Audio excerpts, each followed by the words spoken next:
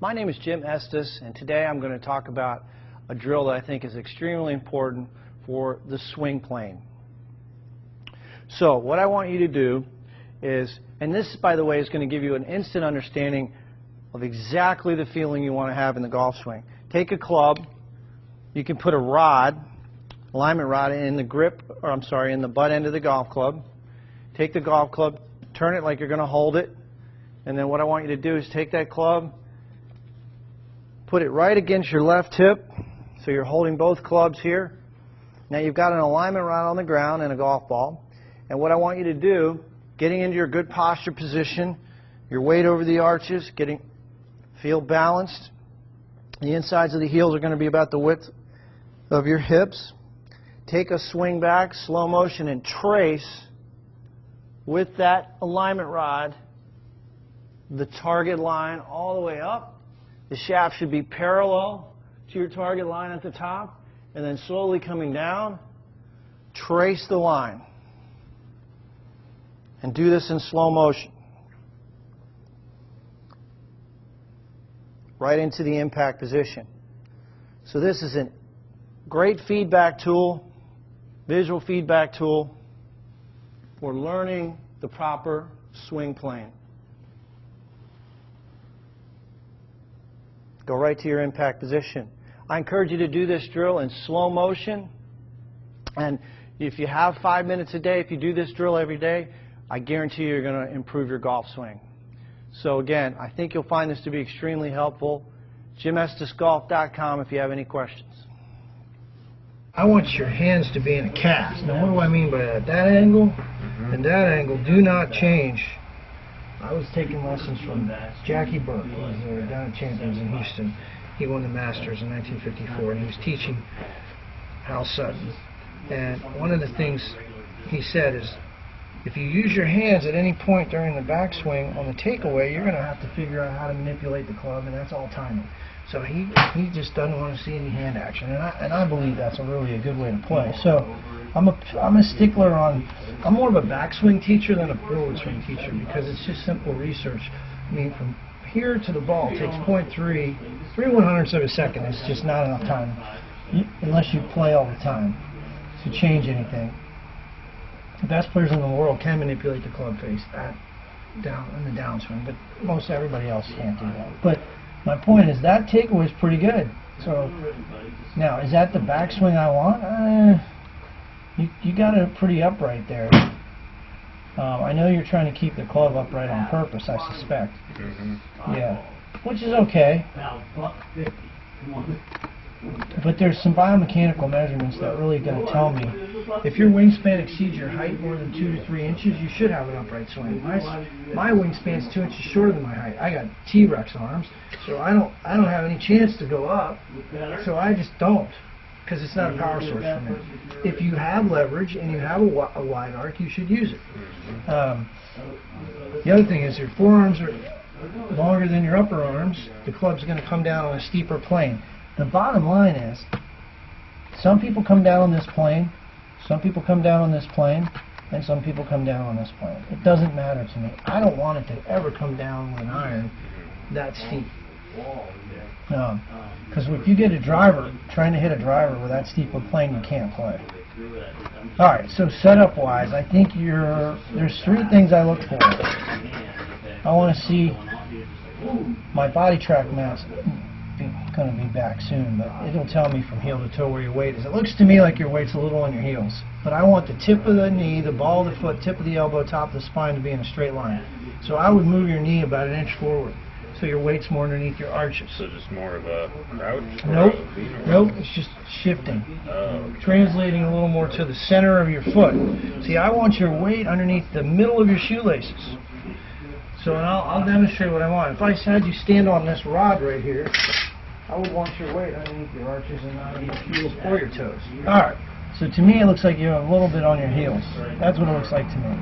But I want you to pay particular attention to that to make sure you're not on your heels. Your arms are hanging nicely under your shoulders, and I like the takeaway. The club goes a little outside. In other words, it goes above that line, but not way outside. Club face is a little shut, just barely. Now what do I mean? The face angle of the club and the angle of your left forearm should be close to the same. If they're not quite. It's a little shut, but it's okay. It's not a bad shut. I've seen a lot worse. Is that happening because of the grip or Yeah. the grip? Yeah, I want to get the right hand grip a little more on top of the club. I think you're a little more there. Here's what I would prefer for a grip. I would like to see the crease form between the thumb and forefinger to be somewhere between your chin and your right shoulder. To me, it looks like your right hand is under more. And I've got a couple videos to prove it, like right here. There's your grip. That right hand's a little bit, that's a little strong. To get it more over top? Just slightly. I'd prefer your right hand not to be that under. You can see the crease. That's pretty far to the right there. That's going over there somewhere. That's a strong grip. Tomas, does that look like a decent play right there? Good. Alright, so the bottom line is your head moves forward. That's the one thing I don't like. This is what I was going to tell you. You sort of dip into the ball, and my feeling is it's because your weight's on your heels, your brain's seeking balance. Instinctively. If you're here, it's trying to get back to a balanced position. So I think you need to I want you to practice standing on one foot, squeeze your knees together and rotate. Practice balance training. Squeeze your knees together and rotate and see if you can turn and turn. Yeah, just working on balance. Get on some balance discs at the gym and practice rotating. I want you to get acutely sensitive to the fact that your head is going toward the ball. This is why you have sometimes trouble hitting shanks. If you do shank the ball, I don't know, you said you were having trouble. But that's too far. That's a problem right there. Your head's going. See how you save it though? Watch how you pull away and right in impact you pull away. You got a lot of roundedness because you're dipping, see, and you're trying to get curved there so you don't shank it. Yeah, of course, yeah. Wait, so let me make sure I understand. So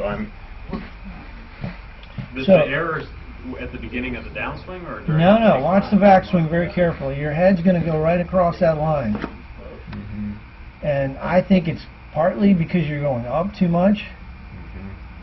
And the angle you turn your shoulders is a little steep, but also I think you get too much weight on your heels. I think all of those. So ironically, by getting my weight more forward, I want you to go this way. See, watch this. If I said start on your balls and then rock back as you take it back, how could you go forward? Right. So if I said do this, feel like you're moving away. You know, I wonder if it's a vicious cycle where I have that crowded feeling, and to try to cure it in my brain, I'm starting back, but then ironically it brings me closer in. Yeah, and you know, you might experiment with changing how far the end of the club is from your body. I typically like to have I have short hands, but I'd like to have about one hand width from the body. I think you may be a little close to it there. But yeah, so it's a combination. I think you have some weight going addressed more in the heels. I think, you know, it's as simple as feeling your weight go from the balls of your feet into your heels on the initiation of the movement. And I'll show you a device we'll use here in a second to help you with balance. You can get a 2x4 at Home Depot and just stand on it and practice getting your weight centered right under the arches.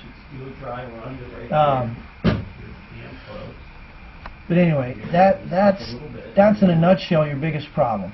So here you go, Adam. Take a look at just pelvis position. This is where you have trouble. This is your own inconsistency. You see how you've got some thrust. So your hips go forward, which is very common, but that's going to steepen the shaft angle. And when you go too steep and you move your hands forward, a lot of your shots are going to be here. Yeah, you can see the shots I was sitting at. Oh yeah, no doubt. So that's the biggest issue for me. I don't think your swing mechanics are bad. You're certainly good enough to be a scratch golfer. I mean, with the swing mechanics you have. You got You got a little bit of an issue here, though. That's it. I mean, the hands are too far out away from your body because your body's moving forward. Your hands should be, your line of force should be back in here. But it's not your swing plane. I mean, I think your hands are a bit too high, but I won't even change that for right now. I just want to change how you load your weight. Can we take some like slow motion swings where you Yeah. help me? Yep.